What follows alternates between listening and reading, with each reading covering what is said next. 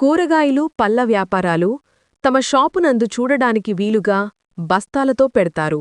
దోషం తగిలితే ముందు వీటికి తగులుతుంది. ఒక్కొక్క షాపునందు బస్తాల్లో కూరగాయలు తాజాగా ఉంటాయి.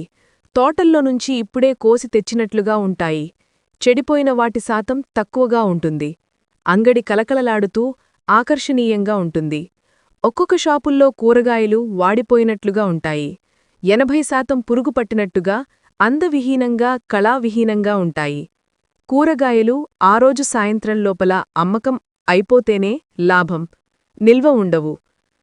పళ్ళు కూరగాయలు కాకుండా పప్పు దినుసులు నిల్వ ఉంటాయి. అవి కూడా పురుగుపడతాయి. సాధారణంగా కుళ్ళిపోవడం పాడవడం కాకుండా రోజూ జరిగితే ఇది దిష్టిదోషమని తెలుసుకోవాలి. అలా దోషం ఏర్పడితే పరిష్కారం ఈ విధంగా చెయ్యాలి. మంగళవారం, గురువారం, శనివారం ఈ 3 రోజుల్లోనూ ఉదయం 6 గంటలకు పరిహారం చేసుకోవాలి. షాపు మధ్యలో పేడతో అలికి పంచముఖదీపం పెట్టి ఆవు నెయ్యి పోసి దీపం వెలిగించాలి. విఘ్నేశ్వరుణ్ణి ప్రతిమగా చేసి పూజించాలి. పూజలో దీపానికి వినాయకుడికి తామరపువ్వు రేకులతో మాలక వేయవలను. తెల్ల తామరలను విఘ్నేశ్వరుని పాదాల వద్ద పెట్టవలను.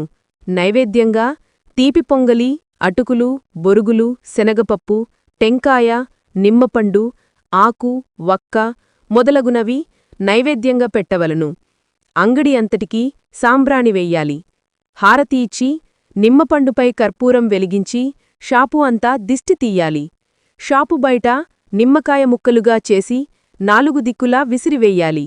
ఇలా చేస్తే దిష్టిదోషం తొలగిపోతుంది.